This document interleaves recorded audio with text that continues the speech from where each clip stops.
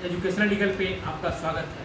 I am कमल शील, got 58 rank in 63rd BPSC और मेरे इंटरव्यू में मार्क्स 94 मार्क्स आउट ऑफ 120 था।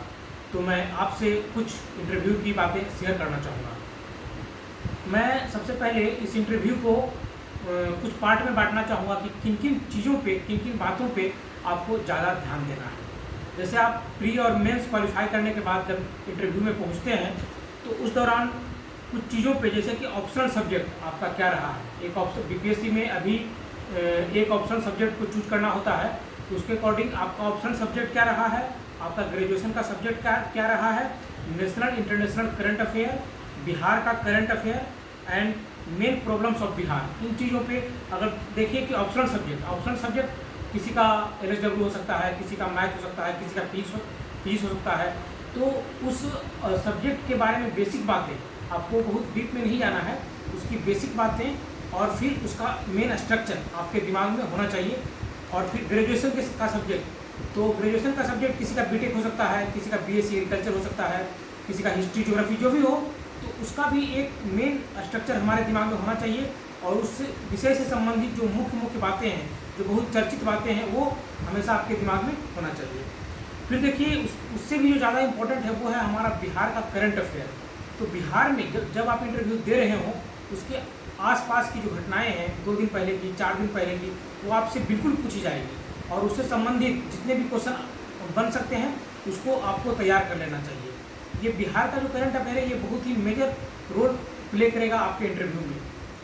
फिर देखिए मेन प्रॉब्लम्स ऑफ बिहार में जो मुख्य समस्याएं हैं, जैसे मान लिया कि फ्लड है, वाटर मैनेजमेंट है, या फिर ड्राउट है, या उससे संबंधित और भी कुछ है, तो उस पर आपका ध्यान होना चाहिए। और उससे भी ज़्यादा ध्यान इस बात पे होना चाहिए कि उन समस्याओं का सोल्यूशन क्या निकाला जा सकता है।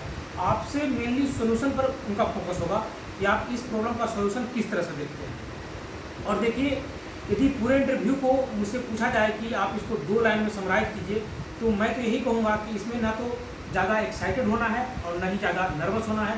आप अगर अपने कूलनेस को, अपने कामनेस को मेंटेन रखते हैं पूरे इंटरव्यू के दौरान, जो कि मुश्किल से 15, 20 या 25 मिनट तक चलेगा आपका बीपीएससी में, तो उस दौरान अपना अगर कूलनेस को मेंटेन रखते हैं और आप हर एक प्रश्न का उत्तर एक अपने फेस पे एक स्माइल के साथ देते हैं, तो समझिए कि आप 50% से ज़्यादा का जंग जीत चुके हैं। क्योंकि देखिए वहाँ पे आपका नॉलेज नहीं टेस्ट हो रहा है। सबसे बड़ी बात यह है कि आपका नॉलेज पीटी और मेंस के दौरान ऑलमोस्ट चेक हो चुका है, आपकी पर्सनालिटी चेक हो रही है। तो आपकी पर्सनालिटी इस बात पे मैटर करेगी कि जो भी क्वेश्चन पूछा जा रहा है वहाँ से उसका आंसर आप किस तरह से देते हैं, आप किस तरह से अप्रोच ले रहे हैं, ना कि आपका जवाब क्या है और इसमें कितने फैक्ट के साथ आप जवाब दे रहे हैं। ये कुछ ज़्यादा इम्पोर्टेंट नहीं होता है। फिर देखिए अगर यदि आप किसी क्वेश्चन का आंसर नहीं जानते हैं, तो उसको आप बिल्कुल पोलाइटली आप सॉरी बोल सकते हैं और आगे बढ़ सकते हैं। क्योंकि मैं जहाँ तक समझता हूँ, आप इंटरव्यू बोर्ड्स के द्वारा कुछ प्रश्न ऐसे जरूर पूछे जाएंगे जिसका कि आंसर आपको पता नहीं होगा, तो उस सिचुएशन में आपको पोलाइटली सॉरी बोल देना है। तो ये बिल्कुल ही अच्छा अप्रोच माना जाएगा। फिर देखिए जो इंटरव्यूअर है, जो इंटरव्यू बोर्ड है, वो आपको किस चीज़ के लिए सिलेक्ट करना चाह रहे हैं। वो आपको बिहार में एक अच्छे ऑफिसर के रूप में सिलेक्ट करेंगे, तो उसके लिए आप में कुछ क्वालिटीज़ होना चाहिए, और उसको एक शॉर्ट टर्म में OLQ बोलते हैं, ऑफिसर लाइक क्वालिटीज़। तो आखिर ये ऑफिसर लाइक क्वालिटीज़ में क्या क्या आते हैं, इन चीज़ों का थोड़ा सा ध्यान दीजिए। देखिए पहला होता है डिसीजन मेकिंग एबिलिटी। आपको कुछ सिचुएशनल प्रश्न डाले जाएंगे कि अगर ऐसा हो, आपको DSP बना दिया जाए, आपको DM बना दिया जाए, आपको SDM बना दिया जाए, तो आप कैसे इसको हैंडल करेंगे। तो ये चीज़ें आपकी डिसीजन मेकिंग एबिलिटी को दिखाएगी।